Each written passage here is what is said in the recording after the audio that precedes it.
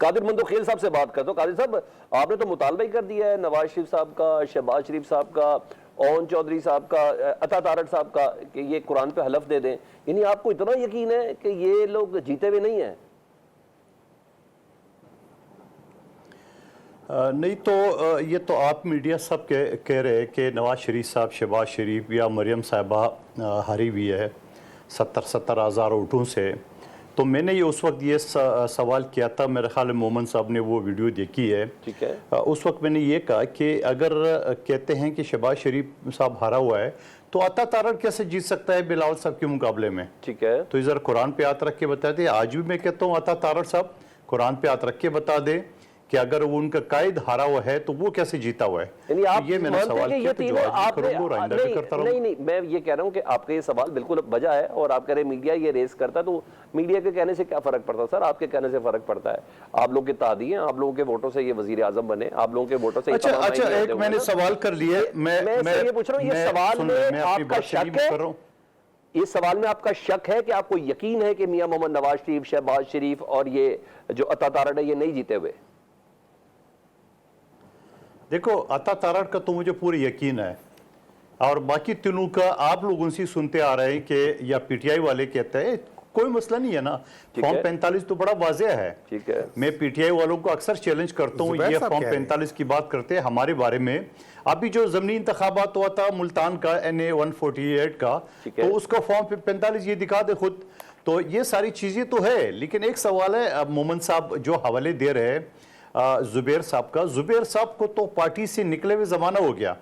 وہ تو جو بات کہے گا اس کے اوپر کوئی کسی کو یقین تو کرنا بھی نہیں چاہیے. چلو اگر وہ سچی بات بھی کرتا ہے, کیونکہ سچی بات اس وقت کیوں نہیں کرا تھا جب مسلم لیگ نون میں تھا. کوئی بھی نہیں مگر کرتا. آپ تو آج بھی کہتے ہو ہم نے ان سے بات کرنی ہے.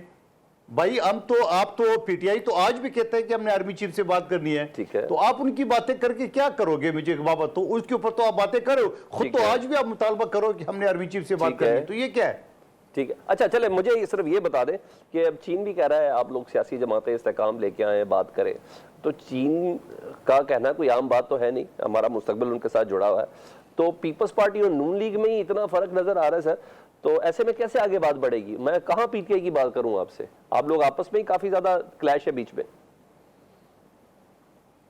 دیکھیے میں آپ کو دلائل کے ساتھ بات کروں گا. 16 مہینے کی حکومت میں پی ڈی ایم نے, کیونکہ عدم اعتماد کی تحریک بھی پیپلز پارٹی لائی تھی پاکستان کیا دنیا کی تاریخ میں, 10 دن 10 رات جو لانگ مارچ تھا, اور اس کے بعد جا کے مسلم لیگ نون تو ایگری نہیں ہو رہی تھی. اور مسلم لیگ نون اللہ کر کے جب ایگری ہو گئی ہے تو اس میں ان کا یہ فائدہ ہو گیا ہے کہ نواز شریف صاحب پاکستان آ گئے, 7 منٹ کے اندر ان کے کیسز ختم ہو گئے, نادرا کی ٹیم انگوٹھے لگوانے کے لیے ایئرپورٹ پہنچ گئے, ان کو ساری فیسلٹیز مل گئی ہے. تو اب دوسری بات یہ کہ ہم یہ کہنا چاہ رہے ہیں کہ یہ ساری چیزیں تو ہو گئی ہے, ہم نے آپ کو کندھا دی ہے, سب کچھ کیا ہے, لیکن بات یہ کہ آپ نے اس وقت بھی ہمارے ساتھ دھوکہ کیا ہے.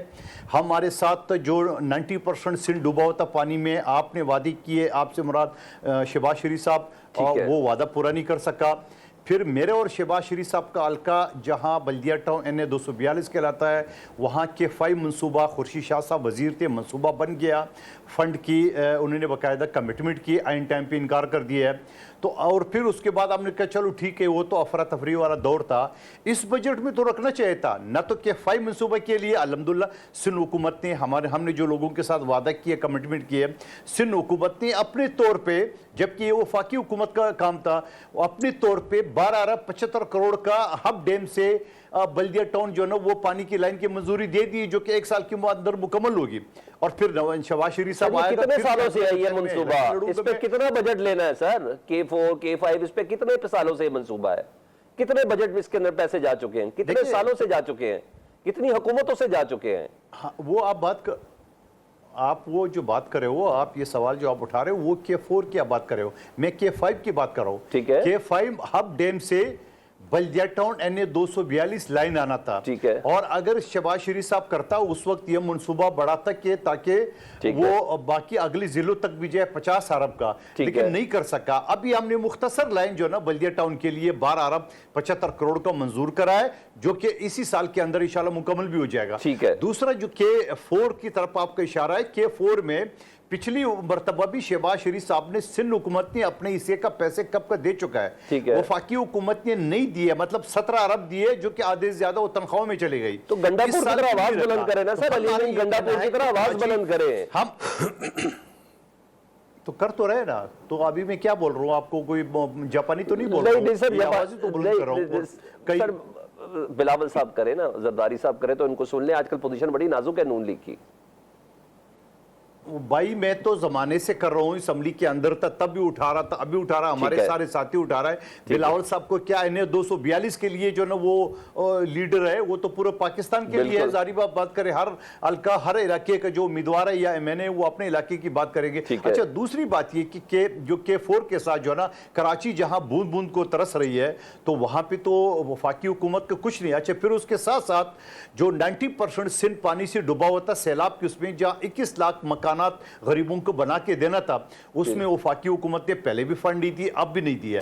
उसके अलावा पंजाब में जहां हमारा एमपी है, मैंने वहां उन अफसरान को लगाया गया जो एंटी पीपल्स पार्टी है।